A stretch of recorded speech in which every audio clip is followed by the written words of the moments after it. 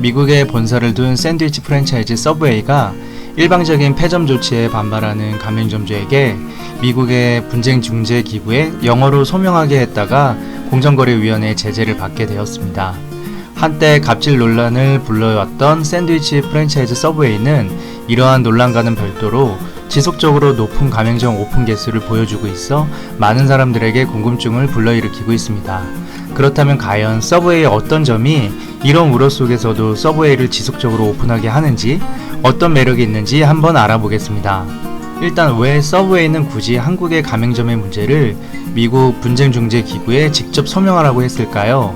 그에 대해 간단히 살펴보면 우선 서브웨이는 이중구조로 한국의 지사는 가맹점 오픈에 강요하고 한국 서브웨이 법인 총괄 운영을 독특하게도 미국의 본사가 직영점으로서 직접 컨트롤하고 있어 이런 논란이 일어났습니다. 서브웨이는 앞서 1991년 국내 첫 1호점을 연 뒤 1992년 마스터 프랜차이즈 계약으로 한국인 사업자에게 서브웨이 가맹 사업권을 넘겼다가 실패한 경험이 있습니다. 이후 한국 지역 담당 지사장을 선정해 가맹사업을 펼쳤지만 이 역시 실패에 이르렀고 결국 서브웨이는 2005년 한국지사를 설립하고 2015년 미국 본사가 직접 한국 법인을 직접 운영하기 시작했기에 한국에서 발생하는 가맹점 문제가 미국으로 넘어갈 수밖에 없었던 것입니다.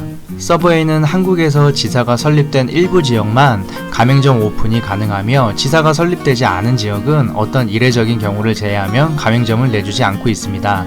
일단 서울은 전 지역 오픈이 가능합니다. 경기도 지역에서는 경기 서부 인천지사, 경기 남부지사 이렇게 두 개의 지사만 있습니다.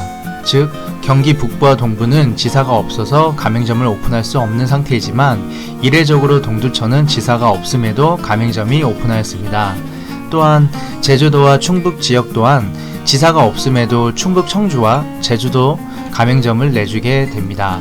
이를 통해 예측할 수 있는 점은 추후 지사가 없는 지역이라 하더라도 어떤 특정 조건만 맞춰지면 신규 오픈이 가능할 수 있다는 점입니다. 그리고 재밌는 점은 현재 서브웨이가 오직 대한민국에서만 가장 높은 가맹 점포수 확장세를 보여주고 있다는 점입니다. 우선 가장 큰 시장 중 하나인 미국에서 서브웨이는 하락 추세에 있습니다. 2018년 미국에서만 1100여 개의 서브웨이 매장이 문을 닫았습니다. 무분별한 확장과 출혈 경쟁에 따른 실적 부진이 따르기도 했지만 한국과 달리 미국에서는 서브웨이가 건강식으로 인정받지 못했기 때문에 기피 현상 또한 나타났기 때문입니다. 일본에서는 한국보다 1년 뒤인 1992년 1호점이 문을 열었습니다. 이후 빠른 속도로 점포수가 늘어나 2014년 한국의 4배 수준인 480개의 점포를 가지고 있었지만 실적 하락이 지속되면서 부채가 늘어나 최근 점포 폐쇄가 이어지고 있습니다. 급기야 2019년 초 기준 일본 내 서브웨이 점포수는 280개로 줄어들었는데 이는 일본에서도 서브웨이는 미국과 마찬가지로 건강식으로 인정받지 못하고 다양한 이유로 매출력이 빠르게 감소했기 때문입니다. 하지만 한국에서는 매년 꾸준한 성장을 보여주고 있습니다. 지난 2014년 108개 불과했던 서브웨이 점포수는 2015년 151개, 2016년 214개로 2년 만에 2배 증가했고 2017년 304개, 2018년 말 352개로 늘었습니다.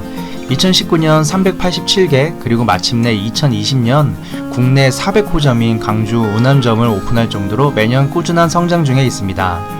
그렇다면 왜 서브웨이는 한국에서 이렇게 많은 예비 창업자분들이 관심을 가지고 가맹점을 오픈하는 걸까요?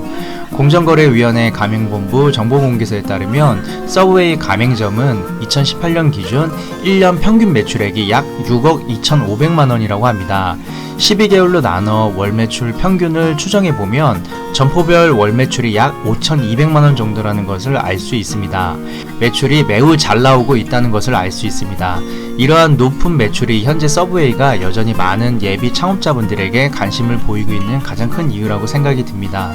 서브웨이의 대략적인 월수익을 살펴보면 월 매출 5,200만 원을 기준으로 재료비는 매장별 36에서 39% 사이를 오가고 있으며 8%의 로열티와 4.5% 정도의 PPM, 광고 홍보 비용으로 본사에 지출되고 있습니다. 또한 서브웨이가 입점하고 있는 상권이 25에서 30평 정도를 기준으로 400에서 600만원 사이의 상권에 입점하고 있어 월세 수준은 매출의 10% 정도입니다. 마지막으로 인건비와 기타 잡다한 전기, 수도, 가스는 매장별 다르겠지만 800만원 정도가 추가로 지출된다고 볼 수 있습니다. 월순이익을 계산해보면 매출 5,200만원에서 재료비, 로열티, 강공구비, 월세 등이 전체에서 60%를 차지하여 월 마진 40%에서 인건비를 빼면 세전 수익은 1,000만원 초반대를 보이지만 세후를 계산하면 1,000만원이 넘지 못할 것으로 보입니다. 물론 매장별로 매출 대비 수익률은 점주가 인력을 운영하는 노하우와 다양한 요인으로 달라질 수는 있지만 생각보다 서브웨이가 매출력이 뛰어나고 수익률이 여타의 메이저 브랜드에 비해 제법 괜찮은 것을 알 수 있습니다.